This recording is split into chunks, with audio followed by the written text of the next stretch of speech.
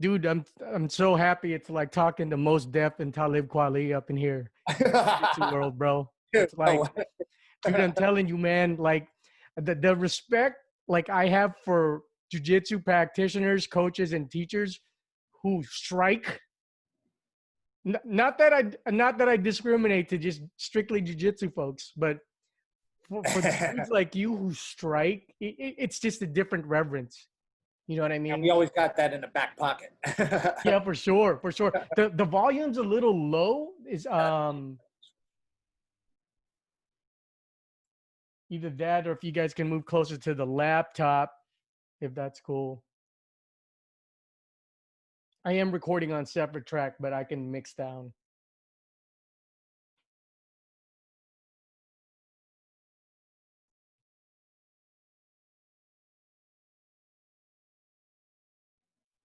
Whose home's that? That's like a Tony Montana home, dude. Yes, JM spot. My apartment, yeah. Whew. Yeah, I think that's loud as we can get it. Yeah, no, that's good. I'll go ahead and adjust that later on the mix. So congratulations, by the way, man. It's like having Thor as kind of like this giant monster you guys have now. You have the little monster, Grace, who just won, dude.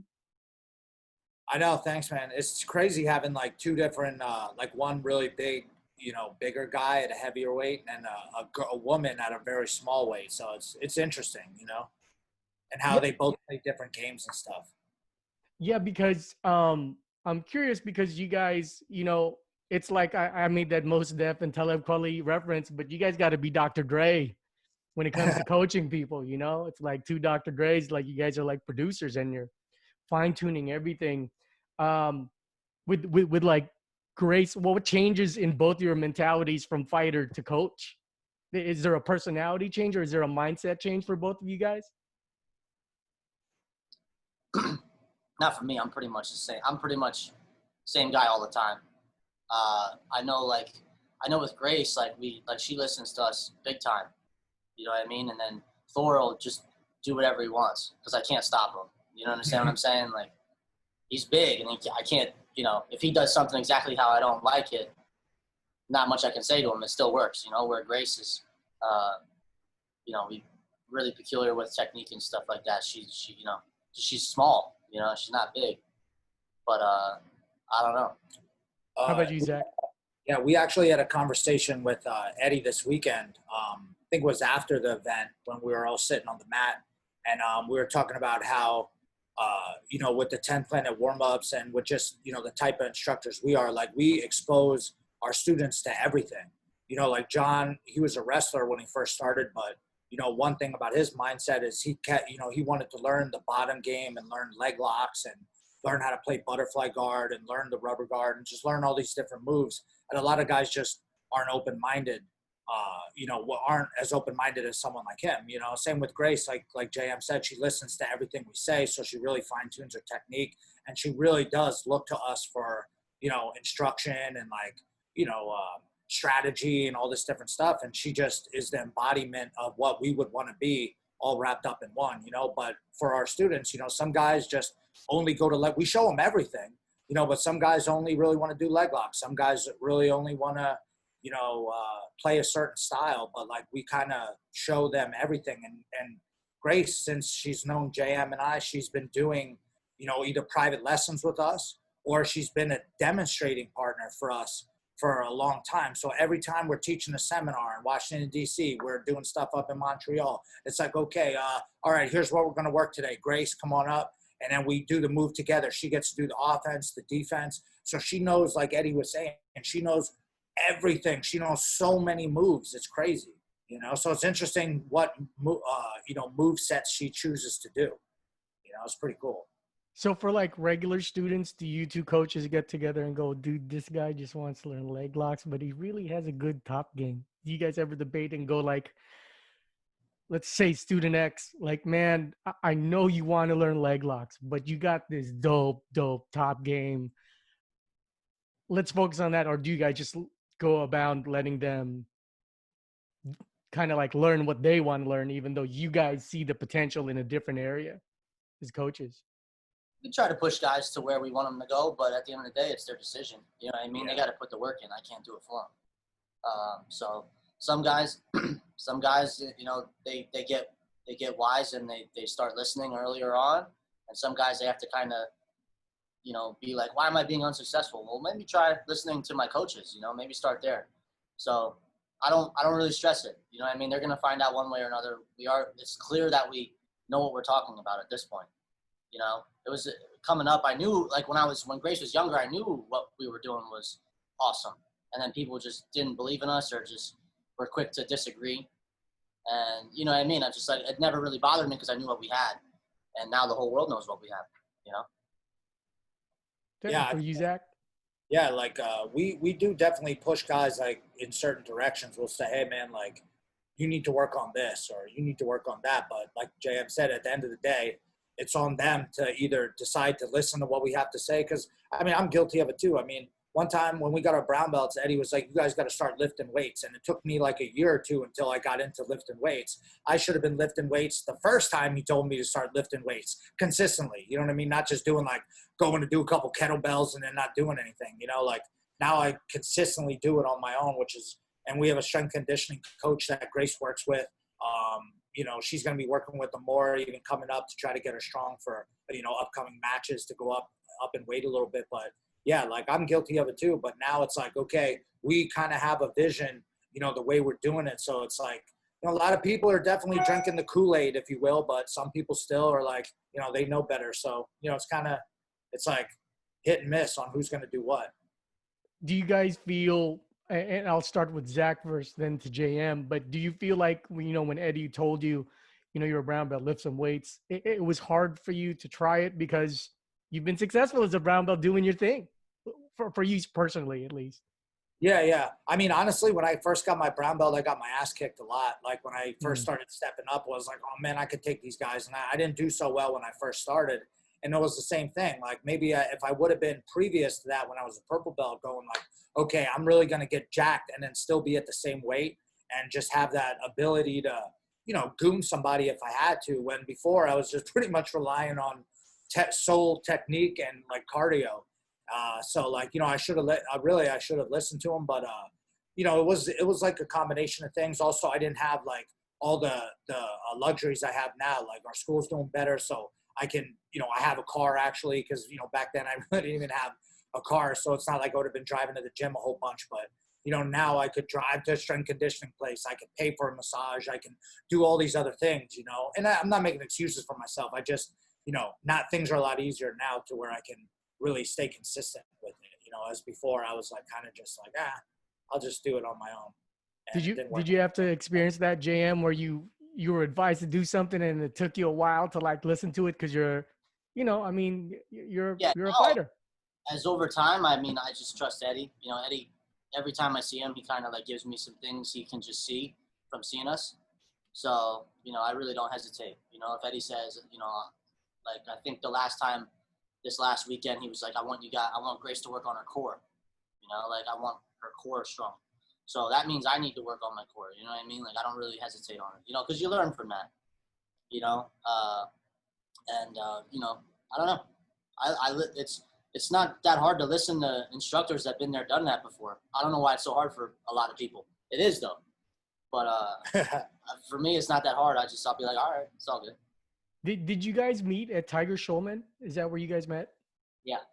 Oh, okay. What was the vibe like back then? Because though revered, that, you know, Tiger's revered, the ground revolution wasn't even formalized as much yet. What was it like training with him? Was he like old school mythic, fucking I'll take you down and land on concrete type shit? Or No, I was actually just up there on Wednesday. I go up on Wednesdays now recently. I started going up, training with their fighters and like the UFC and stuff.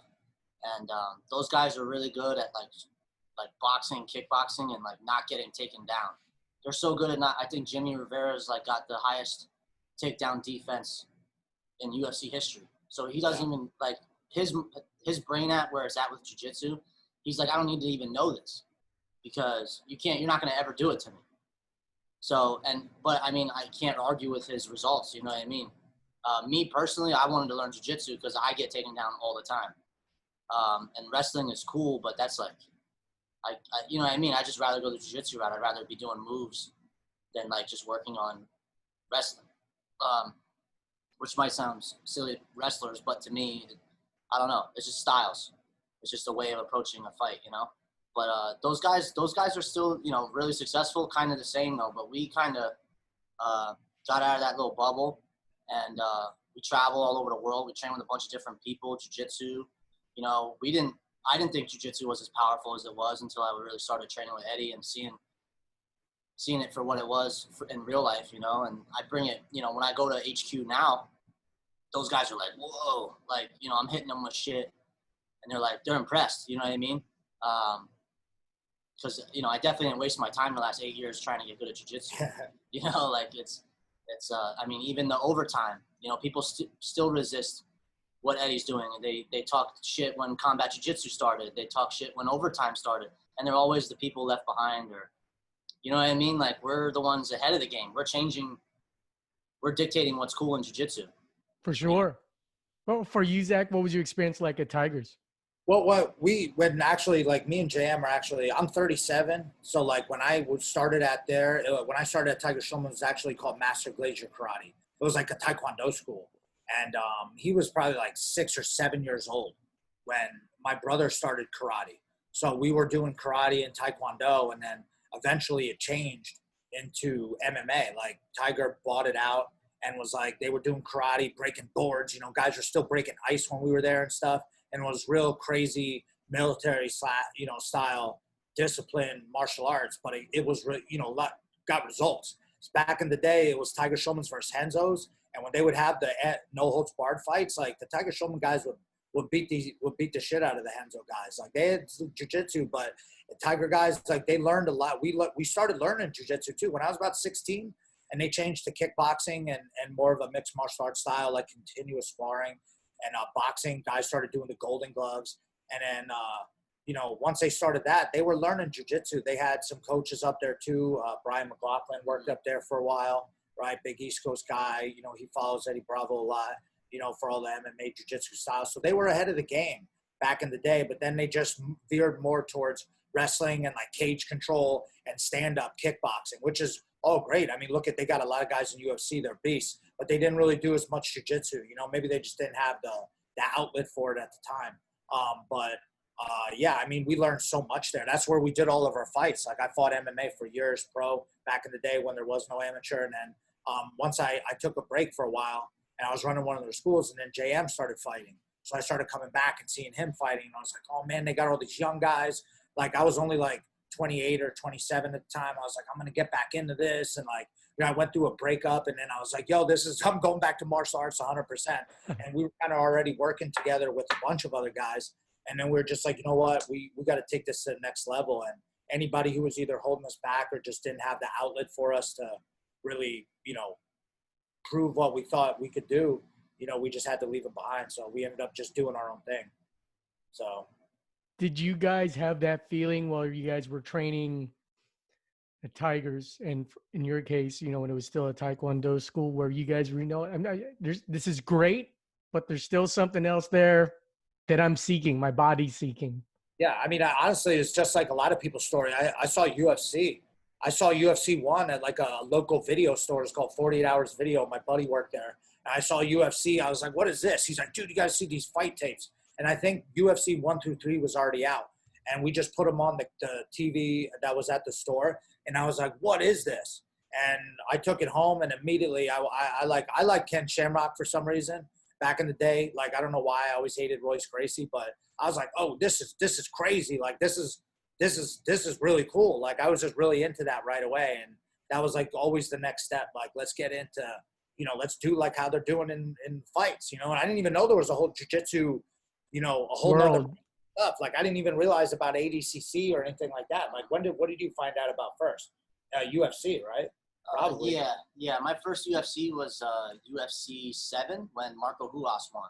That was my first like favorite fighter. Oh, yeah. He wasn't. I didn't really like the jiu-jitsu guys. But I liked Marco Huas. He did heel hooks. He would like foot stomp guys, leg kick guys. He punched guys in the face. Luta Libre in the house.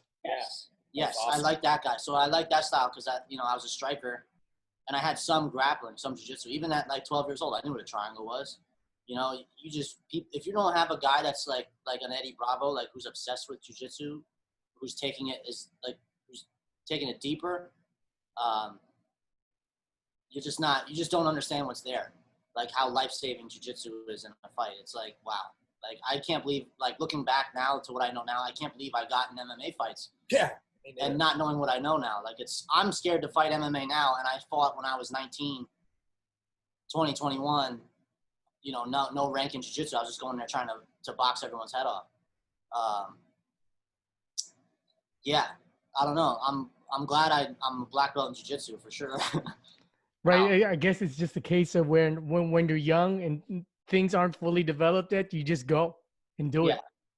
You know? Yeah, I was definitely looking for something, you know, like I didn't do well in college because like and now like seeing everything going down, I don't want to get political, but how college is, people don't even want to go to college anymore. Yeah. It's like $100,000 to get a $40,000 job. I just didn't do well. And then I just started fighting. And then I ran into guys who were like really tough wrestlers. Like no matter what, they're going to take you down. Like I could never stop that guy from ever taking me down. So I could either work on my wrestling for forever and try to wrestle in reverse to win fights, or I could get a really good guard. Like I was already in the rubber guard and stuff. And then I got tired of it. After a while, I got good enough at jiu-jitsu where I was like, why am I getting punched in the head for like no money? And I was just like, I'm going to focus on jiu-jitsu, you know? Is it still, are you guys still experiencing like this disconnect from people like that Eddie put together this system because he loves jiu-jitsu? Like do people still badmouth 10th Planet folks? Because I'll make a statement and I want your reaction to it. Dude, between Maeda, the Brazilians flipped it. Why are you mad at Eddie? Because he flipped what the Brazilians flipped and just added more. Because I think Eddie's pretty respectful about the lineage of Jean-Jacques and Carlinhos, Hicks on everyone, you know. But sometimes in my world, I'm not going to put him on the bad blast, but I try to explain to him, like, dude, he just remixed someone that remixed something. And why are you mad? You know, is that something you guys still encounter, or that's not even something? All these girls out here and you're mad, dude. Stop being mad. No, you can do, I mean, you know how things are. I mean, especially with Grace, when you can win every match and people are mad at you for that. They're mad at Grace because they always got to bring up that she's Chinese or that she doesn't talk or she doesn't smile. It's like, you guys don't even know her. You know what I mean? You just make shit up about people. It's like they compliment you to kind of give you a knock too. Yeah. You know what I'm saying? Passive aggressive bitch assness, right? Like passive aggressive bitch assness, right? Yeah. Look at her last, her opponent, Danielle Kelly. She's really cool, but people just judge the crap out of her, you know, and they give her shit. They give everybody shit. So it's like, you know what? What's the, you know, like Eddie's coming up. He's how many people are having jiu-jitsu events right now? Not many. He has this jiu-jitsu OT event, puts on a super high level match, you know, and then people are still like, oh man, the rules, and they don't like it. And it's like, hey man, then go and watch something else. But don't you see what's happening? Most of the fights in UFC, look at Benavidez, guys are getting heel hooked. That's in the regular combat jiu-jitsu and EBI. You're going to see it's happening in fights now. People are figuring out. And rear naked chokes. Who's the best at rear naked chokes? Like, we rolled with the guys the next day that competed in the tournament. We've competed a bunch of them. We beat some of the guys in the tournament. And it was like, damn, like these are like the best dudes, like at this weight that can just, you put them on your back. I mean, why would you not want to be good at that? You start on someone's back. I'm black belt. I'm supposed to choke you out. You know, so I want to do that. You know, I feel like that's so cool. Same thing. You're going to start with me in an arm bar and other dudes like, yeah, go ahead. I'm going to get out of it. You know, I think it's a really gangster tournament. Cuts out all the stalling, all the bullshit. It's just like, all right, let's go. See who's the best. You know, I think that was really cool. So, I mean, they're going to give him shit no matter what, you know. It's just tough. You donate money to fucking cancer awareness. Why aren't you donating to fucking mental health awareness? You know what I'm saying? It just doesn't fucking stop. Yeah, you can't make everyone happy. You know what I mean? I honestly, one thing I learned from Grace, like, you know, she just got her black belt. And, you know, I learn stuff from her all the time, moves and stuff. But she just doesn't pay attention. She's in her own little world. She trains. And she's focused on doing what makes her happy, you know, and she's not on Instagram. She's not on Facebook looking at the blogs and the stuff. Like, so it never enters even her world, you know, which is really smart. You know, Yeah, I think and with having mentors like you guys, you know, she won't be like Kanye to the go crazy because she's like that special, you know, you know what I'm saying? Like special person. Like that sounds terrible. I mean, like she's just a genius. You know what I'm saying? Concerto number 5. It's like symphony the way she fucking grapples. Yeah, and that's why it's so cool she is like she is, you know, like people want to always, you know, like he said, pick something wrong, or they don't like this about her, they don't like this, why didn't she do this, why didn't she do that? She's not phased by that. She's not watching like moves on the internet, like how we're like studying moves and watching matches. She doesn't watch any of that, so she's not influenced at all. So she's like, you know, like unique to the point where like she's not influenced by anybody. She just does what she learns in class, the 10 planet warm-ups and whatever me and Jay have been teaching her for the past 8-10 years or whatever, and she just figures it out, you know. But there's no outside influence. Not like she's not following any trend, you know. She just does what moves that come to her, you know. It's really interesting to see, you know, where she goes with it. It's pretty cool, you know. Since you guys are really, this is an old school say, I'm 44, so you guys are counterculture, right? It's like street artists, it's like hip hop in the 70s and 80s. When you guys found 10th Planet, did you guys immediately feel, oh, this is my people, this is exactly my math, this is my language? Did you guys feel that right away, the connection? Yeah, I did. I definitely felt that. I mean, you know, a lot of the guys that we met were really cool. And, you know, everybody was like really, oh, you know, once I competed up there and like we started meeting a couple of guys, like Eddie found out, you know, we got introduced to him and everybody was just real cool. Like, but, you know, it was like, hey, you're listen to what we're saying, but also you're on your own. And this is your, you know, giving us the ability to do our own thing and still, you know, run our own tournaments and have our own school and do all this stuff and make our own decisions. And like you said, like an artist, we want to have creative control over our stuff. We don't want people always telling us, hey, you guys got to do this. You guys got to do that. Hey, you guys wear this shit. Hey, guys, that. It's like, you know what? Like we're for the discipline part of it, but the discipline part of training. But other than that, we want to be able to creatively put our own spin on it. And that's one thing that I really, you know, 10th Planet made me feel at home. Like Eddie was like, hey, listen, I fucking trust you guys. You know, this is what I'm telling you. I'm going to give you advice. I could be wrong. He would always say that. I could be totally wrong, but this is what I think. Like, stop me if you heard this one before. And then he tell you exactly what. And you're like, damn, he's been saying that for years. I might want to start listening to him. Things start going through. So we do what he says, yes, because we trust in him, but it's not like, you know, a dictatorship or anything like that. So, you know, which is what I was used to training at a lot of other places, you know, none specifically, but, you know, so that really made me feel at home. Like, all right, this is my style. You know, this is what I'm about. For you, JM? Yeah, just open-minded people, man. Just, you know, you got to respect everybody in jiu-jitsu because someone that you think is like a dorky-looking guy that couldn't do anything to you in a fist fight might heel hook you or something. You know what I mean? You're going to get tapped. There's a lot of people that haven't been exposed to that, and you can tell in their mentality how they talk, like, or who they are. Like, you know, jiu-jitsu is going to humble you, you know what I'm saying? Like, because you're going to find out that you're beatable, you know? I don't know. It's just 10th Planet's awesome. Eddie's awesome.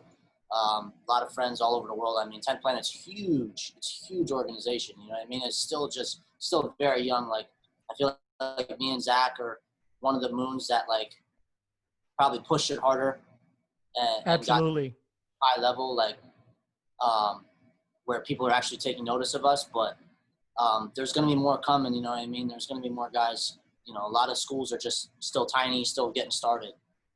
But, I mean, who knows, you know, another 10, 15 years. The 10th Planet's only been around 15 years. Yeah. So, you know, a school like a lot of schools have been around 30, 50 years, you know? So we'll see in another 20 years what 10th Planet's. I mean, it's strong already. I think, like, if you look at, like, the BJJ Fanatics tournaments, I think in the mainstream kind of what they push on social media, who's the best. And I understand, like, you know, the Danaher Death Squad and Atos and whoever else you can name is like, they just poured the love on for these guys. And there's just got all these internet followers that just talk about them. And I don't know. I feel like 10th Planet wins all the cool tournaments, like the ones that are submission tournaments. Our brown belts coming up are way strong. Like, like Chase won that BJJ fight, Kyle Boehm. You know, some of these guys, John Blank has only been training like 6 years. So guys aren't even been training that long yet. I've been training 20 years. Alan Sanchez. Some of these guys have been training 6-8 years. Yeah. Wait till they're training 15 years, you know, and they get on steroids and start blasting guys off. You know what I mean? Like, it's going to be a problem. Well, since you guys are like mid-school 10th planet dudes, do you guys find students that goes, oh shit, this chick moves like a 2005 to 2010 10th planet person? Oh, this 12-year-old is an Imanari dark arts kind of kid. Do you guys see like the styles through the evolution with kids, since you guys teach them everything? Dude, our kids are really good. He teaches the kids class right now since the Rona broke out. I don't know. We got some kids now that in 6-8 years could be really good. You know, it's just who wants to do that. You know what I mean? Grace had to go through a lot to get as good as she was. Like, she would get smashed, she'd be crying. Yeah. You know what I mean? She had to grow up pretty quick. Yeah. So I don't know. I think like that's the cool thing about 10th Planet, and Eddie taught me that too. Like, because I would be like, these freaking leg lock guys, I'd be all mad that guys would just go for leg locks. But he's like, you need leg lock guys. He would say that. He'd be like, you need those guys in your school, because you don't want someone coming through your school and leg locking everybody. You're gonna need that leg lock guy. You know, that guy you can't take out. You just send your leg lock guy after him. So, you know, I don't hate any style. There's something you can learn from everybody. You know? Think about this. Like Grace's last match, she was defending all those leg locks. Like, imagine if we never practiced leg locks with her or let her drill leg locks when she was a kid. You know, she would have gotten smoked by Danielle Kelly in leg locks. Instead, she was like in there like a trooper, just blocking everything, and then eventually, you know, she went for a leg lock of her own. It was deep. It was like the deepest leg lock, where she had the reverse grip in and she was going for it. Like, all of our younger kids, when they get to like 12, 11, they've already been doing leg locks. They learn that stuff, you know. But when we were kids, Tiger Schulman, credit to them, they never were like, don't do these moves. They always showed leg locks and whatever moves. That's why it baffles me. To me, it's like they're just moves. Like, people bang on the 10 Planet Warm-ups. It's just more moves. And what's cool about Grace is like a lot of newer guys, like, they don't know the lockdown. They don't know the intricacies of lockdowns, the old school sweep, some of the older moves that it might still come up. You know, they might still come up for you where that lockdown saves your life. Like, a lot of people don't want to learn that. They'll just try to go one route. Where I think now I'm trying to make sure I teach all our kids, like our advanced kids anyways, like, everything. I want them to learn everything, especially if they're planning on sticking around for a while, you know. I want them to learn every move. Guys try to get their black belt in like 5 years, just leg locking everybody. Yeah. Guys want to just be Mr. Leg Lock, that leg locks everyone, gets their black belt in 3 years. And I don't know, you see guys like that open their school and they don't really do really well because they don't know.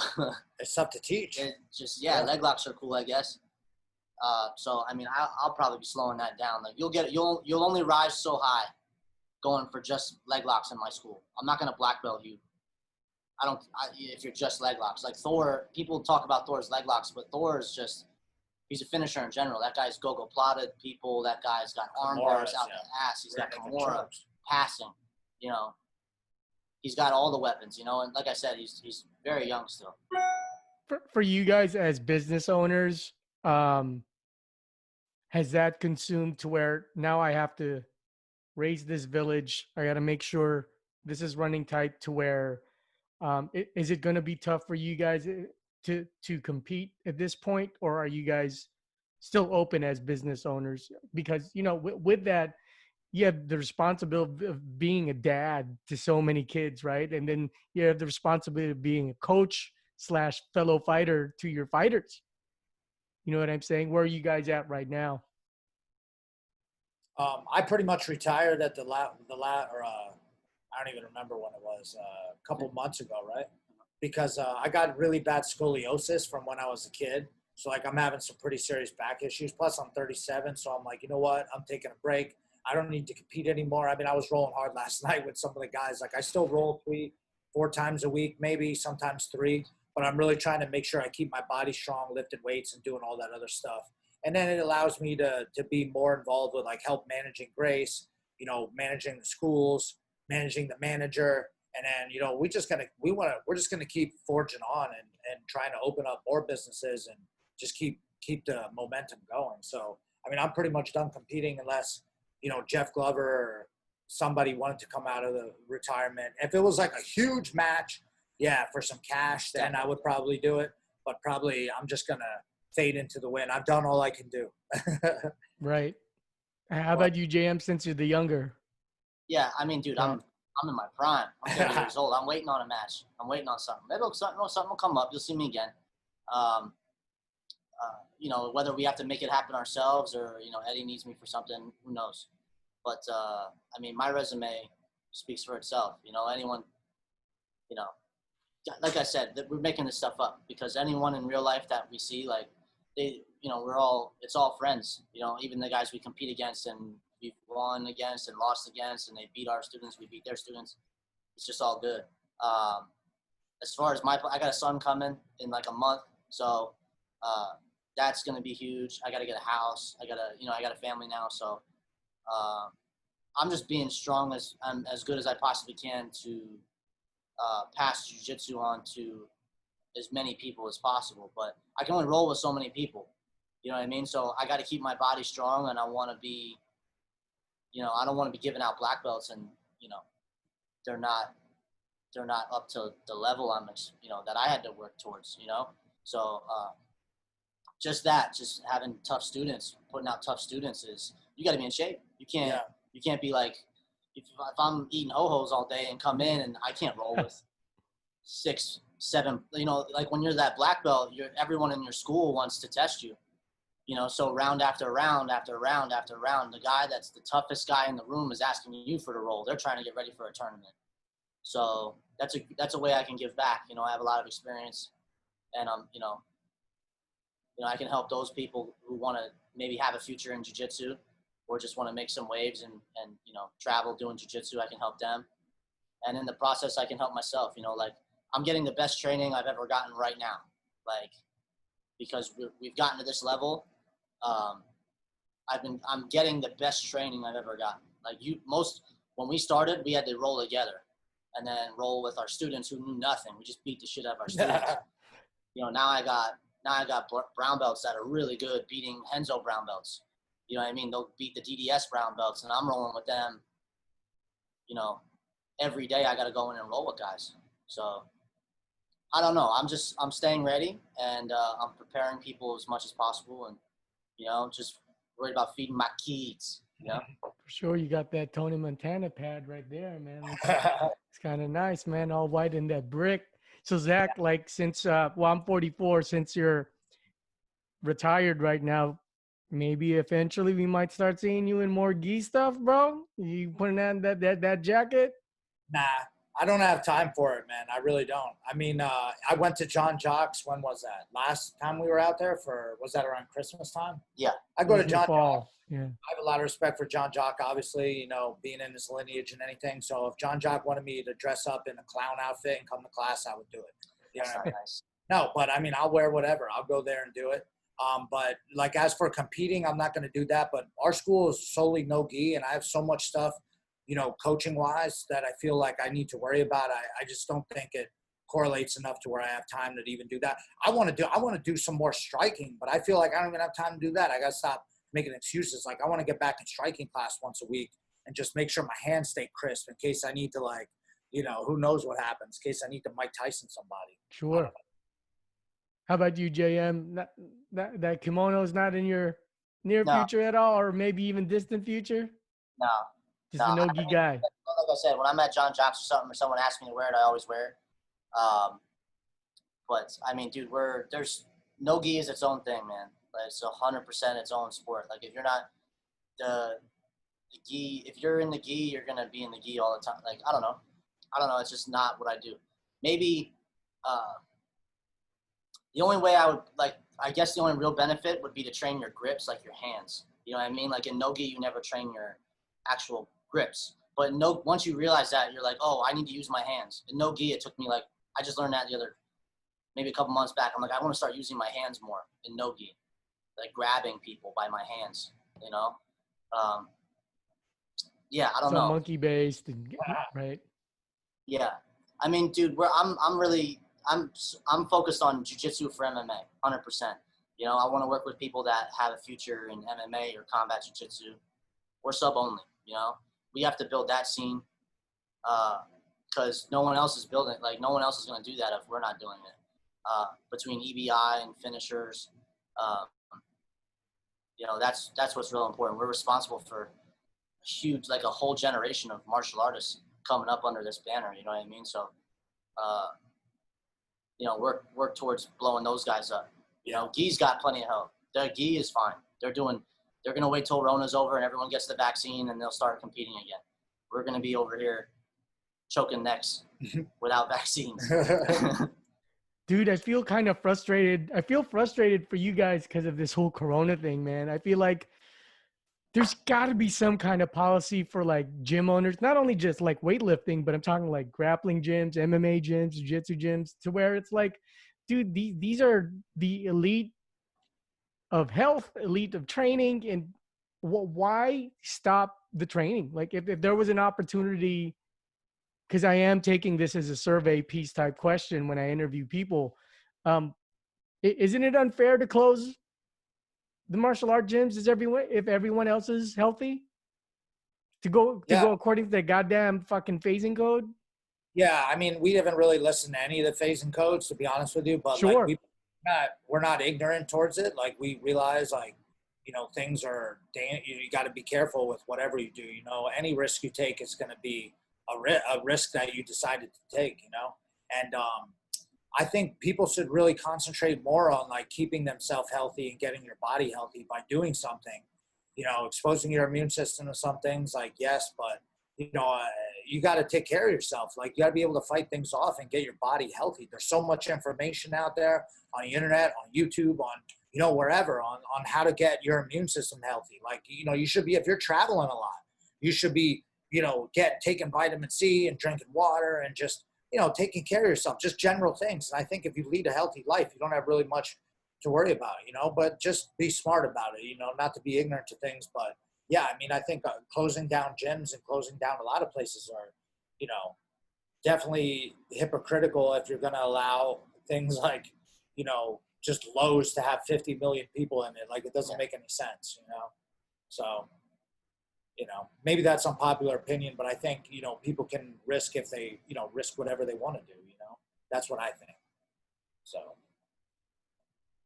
Yeah, and then for me, I just feel like it's so ironic that the purpose of even a weightlifting gym, a martial arts school, is to preserve health, and you guys are closing the fucking system on them when all they're about, all you guys are trying to do is preserve health and fucking keeping healthy, you know? Yeah. I think look what they did in feudal Japan. They took away everyone's weapons, right? The farmers came up with nunchucks and sais and shit because they wanted to train. Training is a life. It's part of your life. Like, that's like a breakfast. You know what I mean? Like, or whatever. It's essential. To me, it's essential. And I don't know. You see how political things have become, and you know who's in charge of CDC and all that. You know, and I don't know. I'm just living my life. You know, so I don't know what everyone's problem is. You know.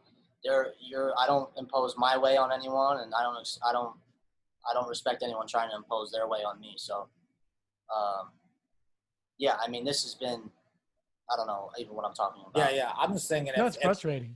If we opened up the school and no one came back and 2 people came back, then, you know, I would think something of it. But I mean, you know, we're allowed to be open right now, but the fact that we have like parents bringing their kids in saying, listen, the kids need this. They need to be able to get out of the house. They need to be able to train.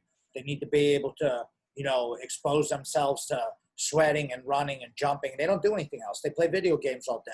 And it seems like that's what, like, our government, they want to take away gym at schools. They want to take away recess. They want to take away fun. And that's one of the things in this book that I was reading, The Align Method. I was saying, like, having fun is a way that keeps your body healthy. You're releasing endorphins. You're running around, playing football with your son. You're coming into the gym. Like, when I teach kids class on a Wednesday, it's kids advanced class. There's like 10, 12 kids in it. But it's like a family affair. Like the other parents are there sitting on the mat. Like some of the other younger kids that are just chilling there are there, like doing, you know, gymnastics on the back mat. Like the parents are bringing me coffees. Like it's a social thing that people need. They don't have anything else. And this is like a healthy, and I'm teaching these kids, you know, we're teaching these kids and all of it instructors. We're helping these kids learn how to fight. Like, you know, you have to be able to protect yourself. They're just keeping their sword sharp for the time being, you know? I got some. So How much of that do you think is ignorance versus fear-based? Like the government, these officials that are either fearful or... Yeah, I got these. It's fear is a virtue right now. It's fear propaganda, fear porn, you know?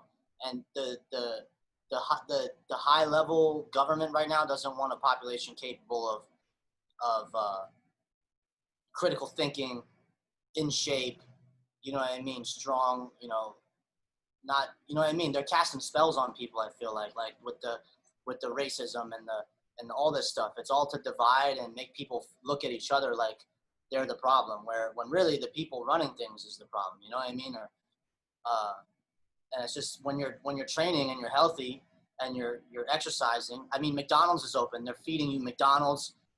You know what I mean? Like it's crazy. It's crazy. It's all backwards. And I don't know. Like we're, you know, I'll show up 15 minutes before class and talk to my guys about what's going on. And you know, I train cops. I train liberal guys that I see on the Facebook, and they're just posting liberal things, and I'm like, ugh. You know, maybe not my cup of tea, but I don't. You know what I mean? Anything you say on the mat is you're gonna have to. If you offend someone, you know what I mean? Like you're right there on the mat. Not that people would fight.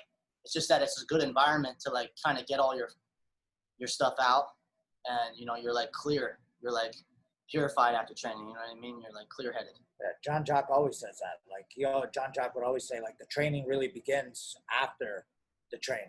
That's real training, when you're sitting on the mat talking, and it's all different groups of people. But you're not ever thinking about that there's, you know, all different races and different shapes and sizes, and men and women and cops, and you know what I mean? You know, stoners and just everybody. And no one even thinks about that. Everyone just, you know, you rip on each other a little bit, but we get down to brass tacks. What we're there about is training. That's why I love overtime, because there's no like, hey, listen, let's go. I'm just going to put you know what I mean? Other guy's going to try to choke you, you know, and it matters who's good. That's what it matters. Matters who's good on the mat. And that's who gets respect. I mean, everybody gets respect, but, and that's what it is. It doesn't have anything to do with anything else but training. That's one of the reasons why I think people need this shit. You know, Can you guys give me at least another 10 minutes? Is that cool? Yeah, he has to leave. I can give you 5. I got a kids class. Okay, we'll wrap it up right now then. What was the vibe like at Jiu-Jitsu OT? Did it feel exclusive and cool, or did it feel like unusual? Or maybe you guys have a different reaction? Yeah, I thought it was awesome. I mean, the event was cool. It was a lot of guys. You know, we've been going to a million EBIs, so we know a lot of those guys already.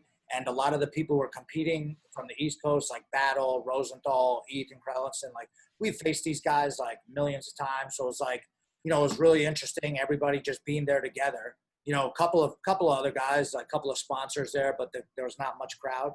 And then, you know, when crazy stuff happened or people got tapped out, all the competitors were like, yeah, but it was all respect. And then the next morning we woke up at 8 a.m., met in the lobby, and like 15 of the people who competed or were there coaching got together and trained in the morning, and we were all choking each other out. And it was awesome.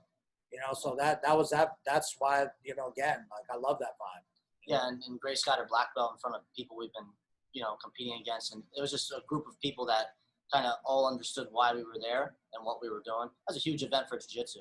Yeah, I thought, you know, it's as revolutionary as like a combat jiu-jitsu, same kind of level. You know, to let someone start in an armbar, a black belt starting an armbar on you, that's ballsy. It's very ballsy.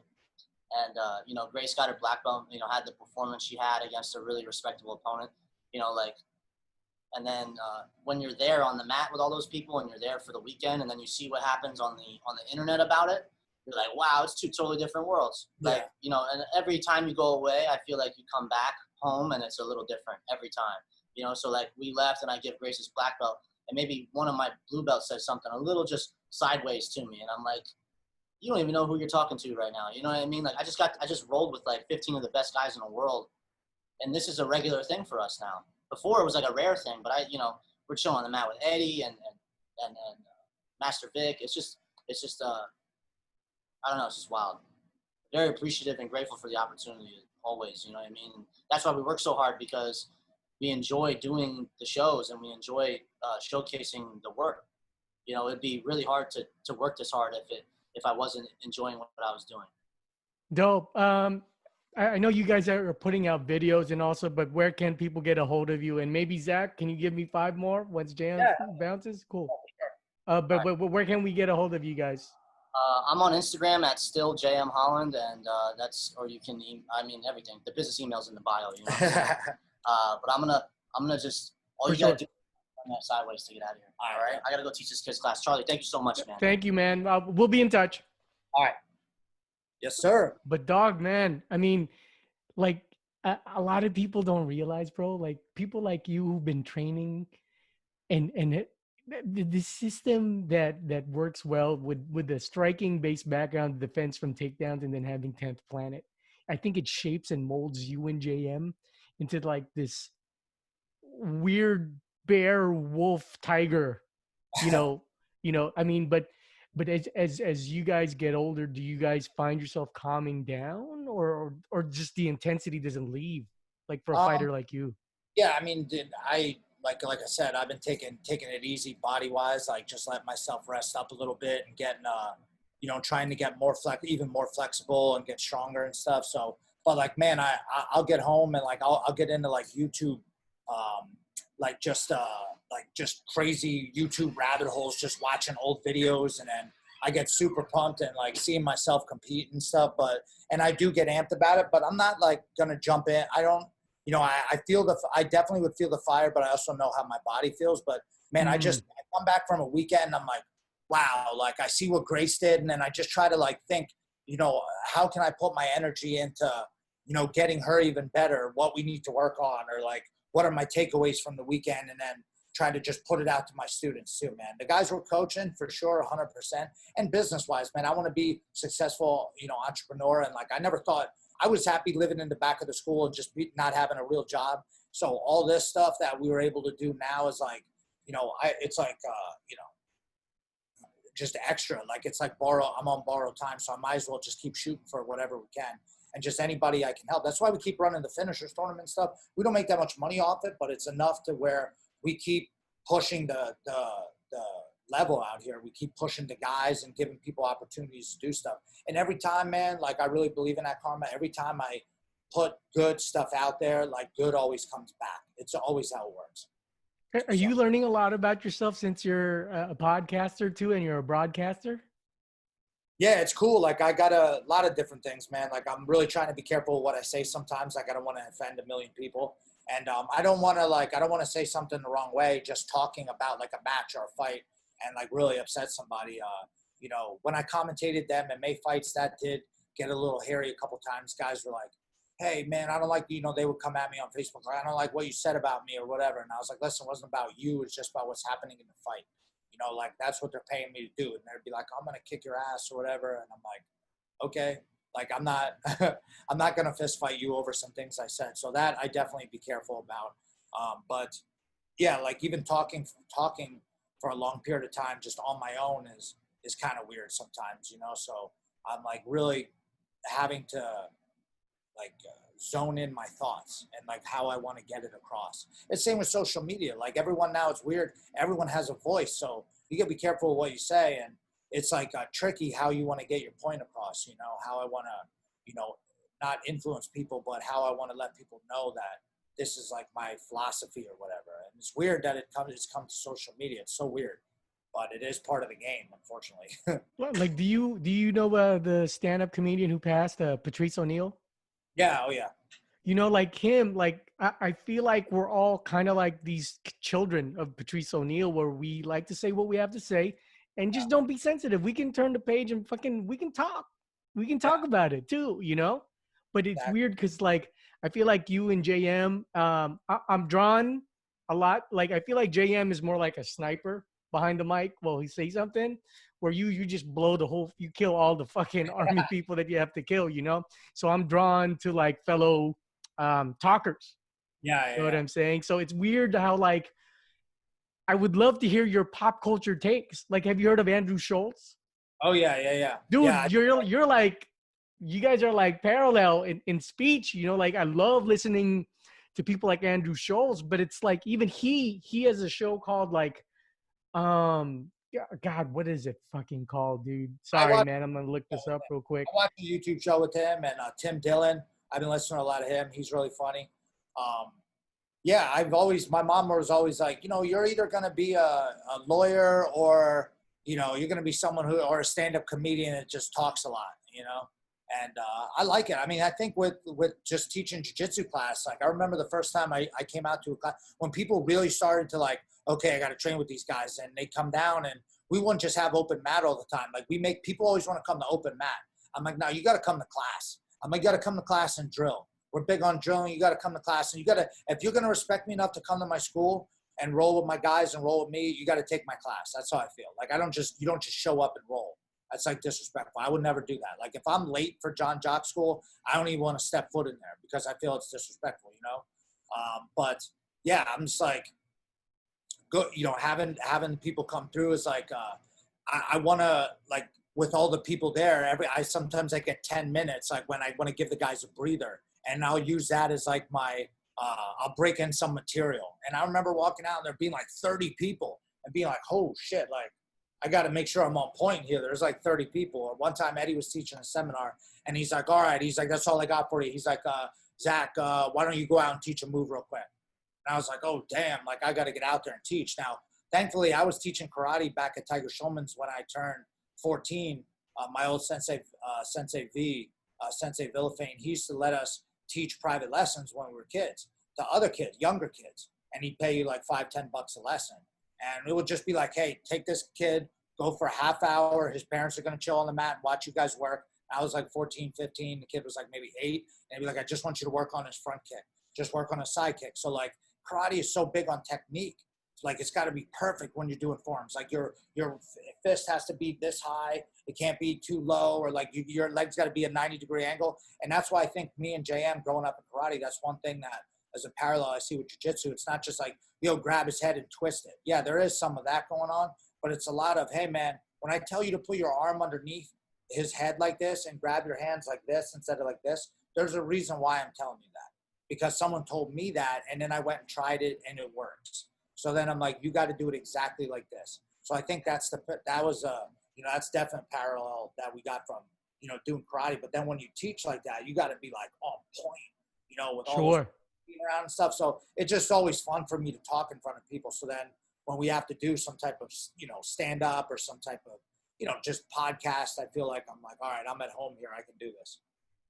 Yeah, because, I'm with the Beat Junkies a lot. Like I'll be playing this on Sirius XM and the Beat Junkie radio channel. Cause a lot of the DJs Filipinos were either nurses or fucking DJs, you know what I'm saying?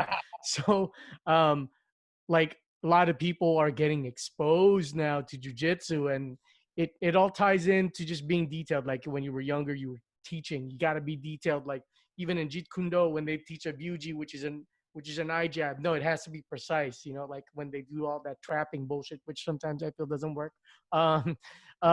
You have to be detailed. And with DJs, they're like one of the better ones to teach because they understand, hey, this is how you flare. You got to be precise with your BPMs. So like Rhett Maddock, he saw that I was going to be interviewing you guys, and he was just like, dope, dude. Those guys are dope, man. They're also hip hop heads, which is, it brings a kinship together, right? That you guys are into hip hop and all that shit. Yeah, that's like with the tournament too. Like, we always say it's the underground, like the underground sub-only movement. We always put that up there. I'm like, I always wanted to be like, like 8 Mile, like in there, like the mats in the middle and everyone's just packed around. And it's like, it is about who wins, but it's also about more like Gio Martinez, like, Freakazoid, 10 Planet, black belt under Eddie. Everybody knows Gio. But Gio would always, they call it in breakdancing, I think they call it like a blow up. Like you would hit like a sick move and then stop and everybody would be like, oh! Right, you got to pose. Like envision the sub-only jiu-jitsu movement. Like Eddie's is the big show, but we're like the underground mixtape, You know, I even got the T-shirt. It's like a mixtape, and it says "Finisher Sub Only" on it. And That's it's like, dope. yeah, we wanted it to be like that. So, you know, it's cool. Like it's always with YouTube is weird with playing music, but I always want like the DJ and like the music's playing, and you come out to the mat, and you're like, you know, something like Gangstar's playing in the background, and the music just cuts off right when you slap hands, and then it's like gets quiet, and everyone's like, oh shit, you know, it's about to get real. And then when we set up these big matches, it's not so much like, might not be Gordon Ryan versus, you know, whoever, but it's like the next up and coming, like purple brown belts, and then a lot of good black belts still want to get footage, or they want to go and test themselves and see what's going on. And that's why it's cool, like, you know, being like a hip hop head, like people love that. When they see the finishers, they're like, oh, this is my jam, this is my tournament, this is what I want. They got a DJ, they're like, this is sick, you know?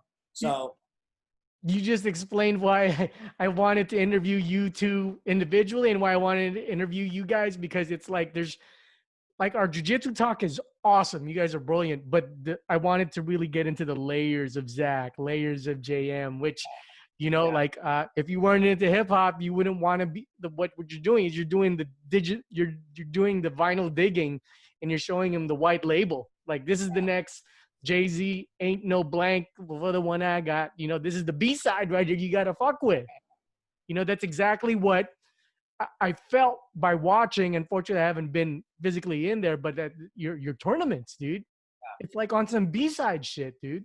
yeah, exactly. So it's like exactly what we were saying before, like the counterculture. Like people watch, you know, big time like Pan Ams, and like there are those guys, but then there's like a whole nother avenue where people don't even know about it, and they find they're like, oh dang, there's a sub only. Yeah, it's like a whole movement of people that just, you know, it's not like it's just jiu-jitsu. Like, and the guys who are winning that, man, there are some dudes. And then now it's crazy that a lot of those guys starting to mix into other higher level tournaments, you know, and we'll do them at like in a barn. Like it was like a big type barn. And we had one in like a strength and conditioning place. And it was like, you know, the back was all brick and everything. And like, so, you know, it's like it's low budget for sure, but we're like thinking like, hey, what would be cool if we had, you know, a DJ, or if we had like a little show that now we even started doing like our own little news thing where we can promote our own show, you know? So it's like, I stole that from Snoop Dogg, like how he has that GGN radio. I was like, man, I should just throw a green screen behind, get our guy who's doing stuff, and like, you know, he's doing video work. Let's get him, you know, he can work on his stuff for his portfolio, and I'll just do like a corny little news thing, but I'll be able to highlight our own show. So it's like, all right, if the regular news isn't going to cover us, we'll just cover it ourselves. Yeah, you got that, dude. From one fellow broadcaster to another, you got that, dude. Like my attention, you know, it's unfortunate. Sometimes I look as far as for technique, not what they're saying, then I take that on. But I judge people like Rafa Esparza is dope. The MMA Complex people, they're dope. You know, I judge them first, not in a bad way, but like, okay, he's dope. His delivery's dope, energy's good. But yeah, man, like, you know, maybe this is too much, but I feel like if IBJJF is like Mastro's or like the Fleming Steakhouse, you guys are like what Anthony Bourdain did. Dude, I'm going to put the street food on the map. I'm going to put this Jordanian food on the map. This fucking, that Italian stuff is dope, but check out the Sicilian stuff. This underground shit. You know what I'm saying? That's the feeling I get from your tournament, your and JM's tournament. Is that logo, by the way, inspired from MTV? Yeah, the Finishers TV, yeah. Okay.